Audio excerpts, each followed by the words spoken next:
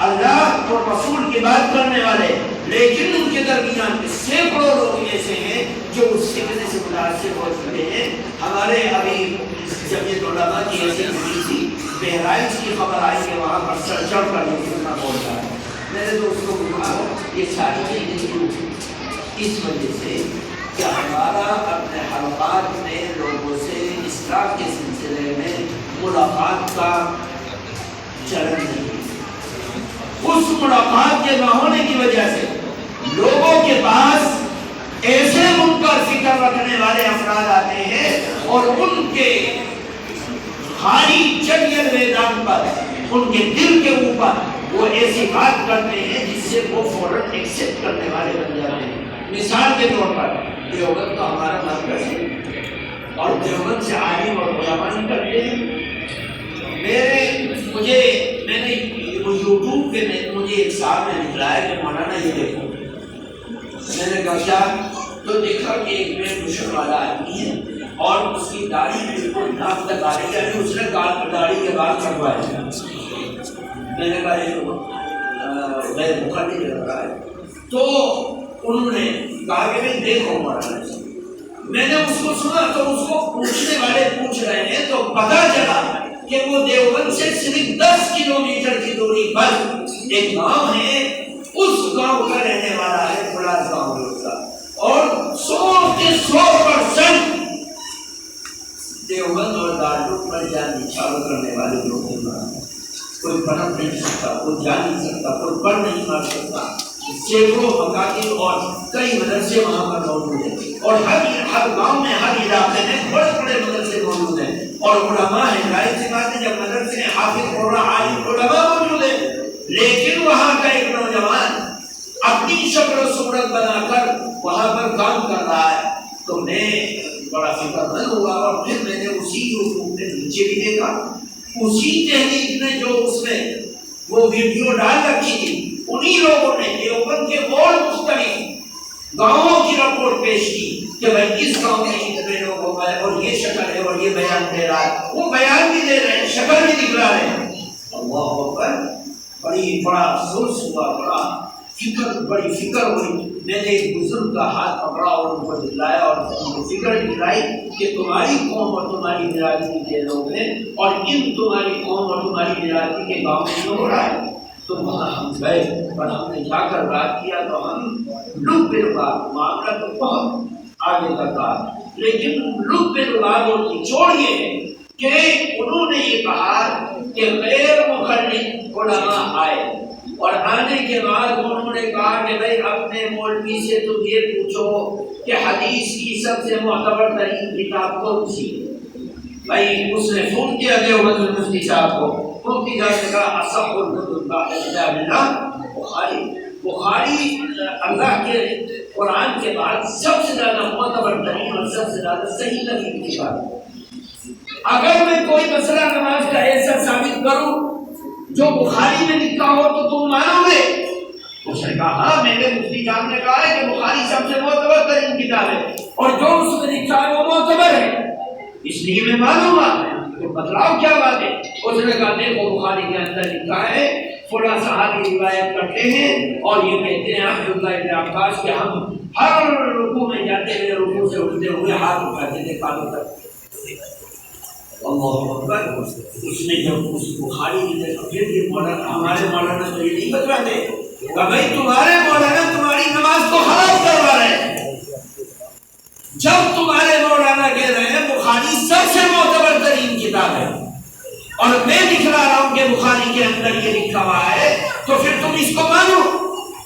یہ کہا بھائی وہ تو ایک میرا ان پڑھ آدمی، کارگر آدمی، جب آپ اس کے سامنے کتاب کو بھی معتبر کر رہے ہیں اور جو اس نے لکھا ہوا ہے وہ بھی معتبر ہے اور حقیقت میں معتبر ہے، اب نماز اس کے خلاف پڑھوا رہے ہیں، تو اب اس نے جو ہے اس کو ثبوت بنا کر اس نوجوان کے ذہن کو پلٹا اور پھر ننگے سر نماز پڑھنے کی حدیث اسی میں سے دکھلا دی، ہاتھ اٹھا کر رفع یدین کر کے نماز پڑھنے کی حدیث اسی میں سے دکھلا دی، ہاتھ کو ناف کے اوپر باندھنے کے بجائے سینے پر باندھنے کی حدیث اس میں سے دکھلا دی۔ اب وہ آدمی بھٹک گیا، اس کا ذہن خالی تھا، وہ بھٹک گیا، اور بھٹکنے کے بعد وہ دوسرے مسلک کے اندر داخل ہو گیا، حالانکہ وہ نسلاً بعد نسل خالصتاً ایک مسلک سے، آپ کے مسلک سے تعلق ہوتا ہے۔ جو لوگ گمراہ کرنے والے گمراہ کرتے ہیں، ان کے پاس کسی نہ کسی بنیاد سے جوڑ کا طریقہ ہوتا ہے، اور وہ جوڑ میرے اور آپ کے اوپر کام نہیں آئے گا، جوڑ کام آئے گا اس کے اوپر جو بہت زیادہ دنیا دار تعلیم میں پڑا ہو یا بالکل آپ پر اڑ جائے گا، اس کے اوپر ان کا داؤ اور فریب کام آتا ہے۔ یہی وجہ ہے کہ جب بھی کوئی ارتداد والی لہر یا قوم کو گمراہ کرنے والی اسکیم آئی، اس کے اندر یا تو بہت پڑھے لکھے لوگ مبتلا ہوئے یا کم پڑھے لکھے یا بالکل ان پڑھ جاہل لوگ اس کے اندر مبتلا ہو گئے اور اس کا شکار بن گئے۔ میرے دوستوں بزرگوں، یہ تو مسئلہ الگ ہے، یہ تو عالم اور علماء جانتے ہیں، سبھی اس کو بیان کرنے کی ضرورت نہیں کہ وہ احادیث طیبہ کس درجے کی ہے اور وہ منسوخ ہیں یا ناسخ ہیں، وہ تو آپ جب مسئلہ پوچھیں گے تو بتلایا جائے گا۔ اس قسم کی ساری احادیث طیبہ کسی ناسخ کے نص کرنے سے منسوخ ہو چکی ہے۔ ابتدائی اسلام کے اندر نماز کسی اور طرح پڑھی جاتی تھی اور انتہائی اسلام کے اندر کسی اور طریقے سے، تو یہ سارے اعمال کے اندر ہے، یہ صرف نماز کے اندر نہیں ہے، ہر چیز کے اندر یہی مسئلہ ہے کہ ابتدا میں کچھ اور طریقہ تھا، انتہا میں کچھ اور طریقہ تھا۔ نکاح کے اندر بھی ہے، اب اگر کوئی نکاح کے ابتدائی ایام کے مسائل کو پکڑ لے اور انتہا کو چھوڑ دے تو پھر وہ آدمی تو گمراہی اور گناہ میں مبتلا ہو جائے، زنا میں مبتلا ہو جائے گا، وہ تو اس کا مطالعہ کرنے لگے گا۔ اس لیے میرے دوستوں، گمراہ کرنے والے گمراہی اسی زمین پر کرتے جو تب پڑھ بالکل پڑی ہو، جس میں کوئی جوتنے والا نہ ہو، کوئی سمجھانے والا نہ ہو، کوئی بتلانے والا نہ ہو۔ اس لیے حضرت شیخ الاسلام مولانا حسین احمد مدنی بازکنڈی بنگلہ دیش کے اندر رہے، سلہٹ کے اندر رہے، بازکنڈی آسام سے سلہٹ کے اندر رہے، اور سلہٹ میں جب پڑھاتے تھے آج بھی وہاں کے لوگ حضرت شیخ الاسلام رحمۃ اللہ علیہ کا نامی آوے تو وہ لوگ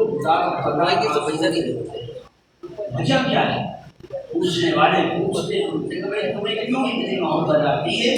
تو وہ جواب یہی دیتے ہیں کہ حضرت شیخ الاسلام رحمۃ اللہ علیہ جب سلہٹ میں رہتے تھے تو مدرسے سے فارغ ہو کے شام کو گاؤں میں چل گئے، اطراف و جماعت، اور ان گاؤں میں جا کر لوگوں کو اسلام کی بات بتلاتے تھے، اور بسا اوقات ایسا ہوتا تھا کہ ندی چڑھ جاتی تھی، ناؤ نہیں ملتی تھی، اور اس پانی کے اندر آپ اپنے کپڑے کو اوپر اٹھا کر اس پانی کے اندر جاتے تھے اور گاؤں پار کر کے، ندی کو پار کر کے گاؤں میں جاتے تھے اور لوگوں کو اسلام کی بات بتلاتے تھے۔ یہ ہمارے بزرگوں کا طریقہ تھا۔ یہی وجہ ہے کہ ان بزرگوں کے اجتہادی اور مجتہدانہ کام کے بعد اللہ تعالیٰ نے دنیا کے کونے کونے تک ان کی تحریک کو، ان کے پیغام کو پہنچایا۔ تو اصلاح معاشرہ کا ایک مقصد یہ ہے کہ ہم لوگ اپنی سیٹ پر، اپنے حلقے میں، اپنی مسجد میں بالکل لاپرواہ ہو کر نہ بیٹھے، کام میں لگے رہیں۔ جب کام میں لگے رہیں گے لوگوں کے حالات آپ کے پاس آئیں گے اور ان حالات کے اندر آپ کامیابی کی تحقیق پر آگے بڑھیں گے انشاءاللہ۔ میں اپنے علاقے ایک مسئلہ خطرناک چل رہا ہے، اس کا ذکر کیا جزوی طور پر بعض لوگوں نے، لڑکیوں کے امتداد پر۔ یہ لڑکیوں کا امتداد جو ہے دو چیزوں سے پھیل رہا ہے۔ ایک تو لاک ڈاؤن کے اندر آن لائن تعلیم کے نام پر ہم نے اپنے بچوں کو موبائل دے دیے، بچوں اور بچیوں کے پاس موبائل آ گئے، اور موبائل سب سے گھناؤنا اور سب سے آسان طریقہ ہے کسی گھر کے اندر کمر ڈالنے کے لیے اور اس کے حیا کو تار کرنے کے لیے۔ سب سے آسان طریقہ۔ پہلے زمانے میں کچھ اور تھا اور اس میں کوئی کامیاب ہوتا تھا کوئی نہیں، لیکن آج کے زمانے میں کامیاب ہونے کا بہت آسان طریقہ ہے اور وہ موبائل کی ذات ہے۔ دوسری چیز پالیٹیز ہے، پھر پالیٹیز کے ذریعے سے ہماری بچے اور بچیاں جاتی ہیں اور وہاں مخلوط تعلیم ہوتی ہے، اور اس مخلوط تعلیم کی وجہ سے ان کے اندر آزادی اور آپس میں گھول ملاؤ، ملنا اور آپس میں ایک دوسرے سے ملاقات کرنا، یہ سب چیزیں آسان ہو جاتی ہیں۔ تو میرے دوستوں، ہم صرف اپنے ضلع کی بات کر رہے ہیں۔ ہمارے ضلع سہارنپور نے 2011 میں جن گننا کے حساب سے مردم شماری 41% تھی۔ اب 2011 کے بعد تقریباً 11 سال اور گزر گئے۔ اس 11 سال میں کتنی بڑی کتنی گھٹی؟ میرے خیال میں زیادہ سے زیادہ 42 43 45 ہو گئی ہوگی۔ بہرحال وہ تو گننے کے بعد پتہ چلے گا، لیکن 41% آبادی ہے مسلمانوں کی۔ اس 41% کے اندر کوئی گاؤں میری نظر میں ایسا نہیں ہے جس گاؤں میں مکتب نہ ہو۔ ہر گاؤں میں اگر مسلمان ہے تو مکتب ضرور ہے، مسجد ضرور ہے، اور وہاں تعلیم کا سلسلہ ضرور ہے، لیکن وہ مکاتب بول رہے ہیں، دین کے کام کرنے والے مساجد کے ائمہ یا تو تعلیم بندوں میں پڑھ گئے یا پھر وہ اپنی موج مستیوں میں پڑھ گئے۔ نتیجہ یہ ہے کہ ان گاؤں سے جہاں پر اقلیتوں میں مسلمان ہیں یا اکثریت میں ہیں اور اپر کلاس کے ہیں، 8 مہینے پہلے جو رپورٹ آئی تھی 350 بچی مرتب ہوئی تھی۔ اور یہ میرے صرف ایک ضلع کی بات نہیں، آپ اپنے اضلاع میں تلاش کر کے دیکھیے۔ علی گڑھ میں ہماری میٹنگ تھی پچھلے ہفتے، انہوں نے کہا مولانا وہاں کے علی گڑھ کے صدر نے، نائب صدر نے مجھ سے کہا مولانا ابھی ایک لڑکی کا ہاتھ پکڑ کے اس کے گھر چھوڑ کر۔ یہ صرف ہمارا ٹارگیٹ شادی بیاہ نہیں ہے، وہ تو ایک ایسی چیز ہے جس کو آپ نرم گرم کر کے حل کر لیجیے۔ معاشرے کے اندر جو انحطاط کی رہے اور ملحدانہ سوچ، آزادانہ سوچ جو ہمارے سروں پر مسلط ہو رہی ہے، اس سوچ سے لڑنے کی اکشمتا اور طاقت آپ کو پیدا کرنی ہے۔ آپ زیادہ پڑھے لکھے لڑکوں کو آپ بلائیے، آپ دیکھیں گے، محسوس کریں گے انحطاط ان کے اندر پھوٹ پھوٹ کے بھرا جا رہا ہے، اور ان کو اعتراضات ہو رہے ہیں اسلام کے احکام کے اوپر، اسلام کے مسائل کے اوپر، اسلام کے معاملات کے اوپر۔ ان کو اس طاقتور جس میں کفر و عناد طاقت میں ہے، اس میں ان کی سوچ اور فکر بدل رہی ہے، اور نتیجہ یہ ہو رہا ہے کہ وہ راہ راست سے بھٹکتے جا رہے ہیں۔ اب ان کی رہبری اور ہدایت کا ذریعہ بننا آپ کے لیے بے حد ضروری ہے کہ آپ ان کی سوچ کو بدلے۔ میرے سامنے، میری خود ذاتی میں سامنے بیٹھا ہوا آدمی تھے اور ایک وکیل صاحب تھے، اور انہوں نے مجھے اعتراض کیا اور کہہ رہے ہیں میری طرف چہرہ نہیں، بات کسی اور سے کر رہے ہیں، سن رہا ہوں میں۔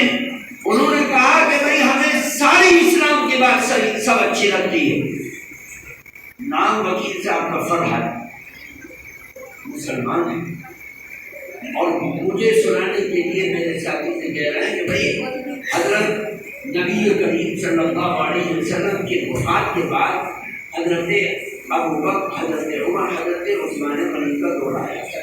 حضرت عثمان غنی کی شہادت کے بعد حضرت علی کا دور آیا۔ حضرت علی کے مخالف حضرت امیر معاویہ کی فوج آ گئی صفین میں، اور حضرت ام المومنین عائشہ صدیقہ رضی اللہ تعالی عنہا کی ماننے والے آ گئے۔ ایک میدان میں حضرت علی کی فوج ادھر ہے اور حضرت ام المومنین عائشہ صدیقہ رضی اللہ تعالی عنہا کی فوج سامنے ہے۔ مجھے اعتراض اس بات پر ہے کہ حضرت علی نے حضرت ام المومنین عائشہ صدیقہ رضی اللہ تعالی عنہا جب اپنی اونٹنی پر سوار ہو کر جنگ جمل کے اندر آ گئی تو اس وقت لڑائی زور و شور سے چل رہی تھی، مسلمانوں کے ہاتھ مسلمان قتل ہو رہے تھے، مسلمانوں کے ہاتھ مسلمان قتل ہو رہے تھے۔ حضرت نبی کریم صلی اللہ علیہ وسلم کے سامنے حضرت زبیر آئے، اللہ کے نبی صلی اللہ علیہ وسلم کا کیا معاملہ تھا دیکھو، حضرت زبیر حضرت علی کی مخالفت میں کھڑے ہو گئے اما عائشہ کے ساتھ۔ حضرت زبیر تلوار چلاتے چلاتے حضرت علی کے خیمے کے پاس آ گئے۔ حضرت علی کے خیمے کے پاس جب آئے تو حضرت علی کو کسی نے کہا حضرت زبیر ننگی تلوار لے کر آ رہے ہیں، آپ پر حملہ کرنے والے۔ کہا اچھا، آپ خیمے سے باہر نکلے اور نکلنے کے بعد کہا زبیر آؤ۔ زبیر آ گئے، لوگوں نے کہا حضرت علی آپ تلوار لیجیے، یہ تلوار لے کر آ رہے ہیں۔ تو حضرت علی نے کہا نہیں، میں تلوار نہیں ہوگا، بغیر تلوار کے آگے چلے گئے۔ کہا زبیر کیوں آئے ہوئے؟ حضرت زبیر نے کہا کہ میں تمہیں قتل کرنے آیا۔ زبیر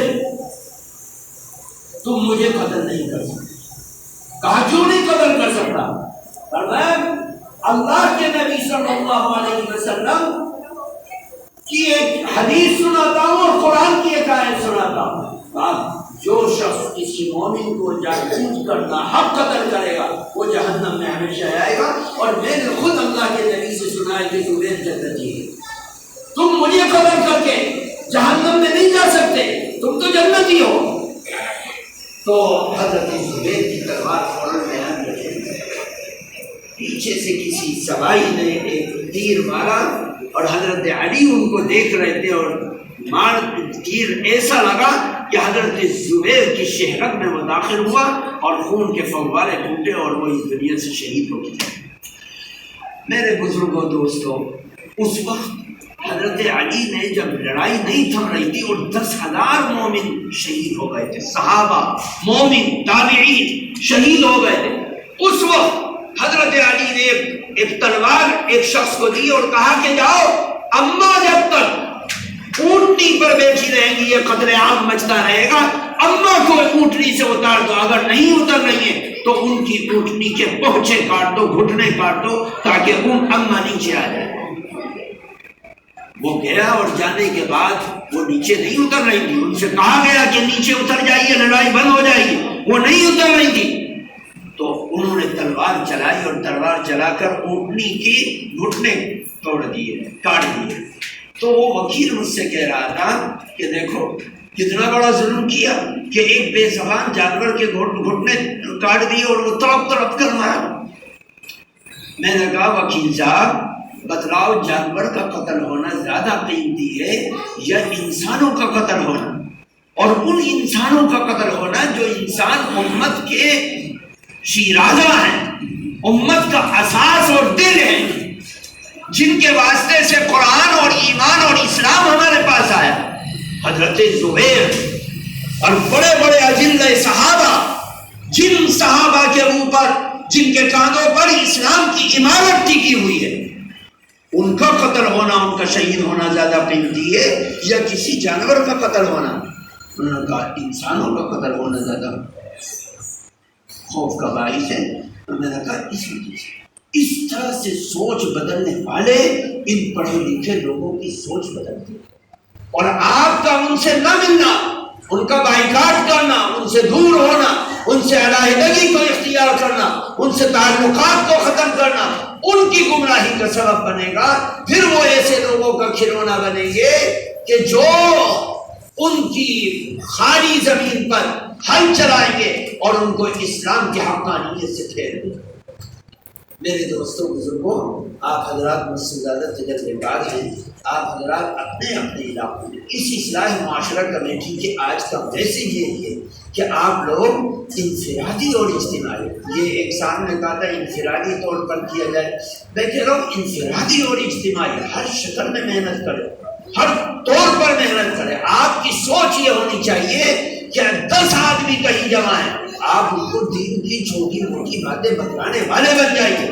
ایک بزرگ کے ساتھ میں سفر کر رہا تھا، میں نے جب ان کے ساتھ سفر کیا تو دیکھتا کیا ہوں کہ جس مسجد میں جاتے ہیں اس مسجد میں سلام امام نے پھیرا، دعا سے پہلے کھڑے ہو گئے۔ میں نے کہا حضرت آپ دعا سے پہلے کھڑے ہو جاتے ہیں، یہاں رواج نہیں ہے۔ کہا رواج ہو یا نہ ہو، مجھے تو دین کی بات تو پہنچانے۔ ہر جگہ جہاں جاتے سلام پھرنے کے بعد دعا سے پہلے کھڑے ہو جاتے اور لوگوں سے کہتے 2 باتیں وہ سن لو اور 2 باتیں بیان کرتے، اور مشکل سے 2 منٹ میں بات کر دے اور 2 منٹ میں ان کو سمجھا کر کہتے اب دعا مانگو۔ لوگوں کے دلوں میں ان کی محبت ایسی آتی تھی کہ بیان کر کے 2 منٹ کا بیان کرتے تھے، اور جب دعا ہو جاتی تھی لوگ ان کے پاس بیٹھ جاتے تھے، پھر مسجد میں وہ بیٹھتے تھے کہ بھائی یہ جو بیٹھے ہیں اب یہ سچے دل سے تڑپ کے ساتھ بیٹھے، اب یہ سچے دل سے سنیں۔ اگر تم کہتے تھے کہ بھائی بیان ہوگا رک جاؤ، تو پھر ان میں سے 90% نکل جاتے اور 10% باقی رہتے۔ حالانکہ اب 100% لوگوں نے ہمارے دین کی بات سن لی ہے، تو میرے دوستوں بزرگوں یہ تڑپ پیدا کرنی پڑے گی۔ اس لیے اس کے لیے اصلاح معاشرہ ہو یا کسی بھی لائن سے ہو، آپ لوگوں کو کام کرنا ہے، اپنے اپنے حلقے میں کام کیجیے۔ ہم نے ایک ترتیب بنائی، ابھی تو آپ نے کارگزاری زبانی پیش کی، ہم عنقریب رمضان کے بعد آپ کے پاس اس کا ایک فارم بھیجیں گے، اس فارم کو اپنے اپنی تحصیل سے آپ کو بھر کے بھیجنا ہے، اور وہ صرف وہ ہوگا کہ آپ جو کام کر رہے ہیں اس کام کے اثرات اور نتائج کیا ہیں، آپ کو وہ نتائج پیش کرنے ہیں۔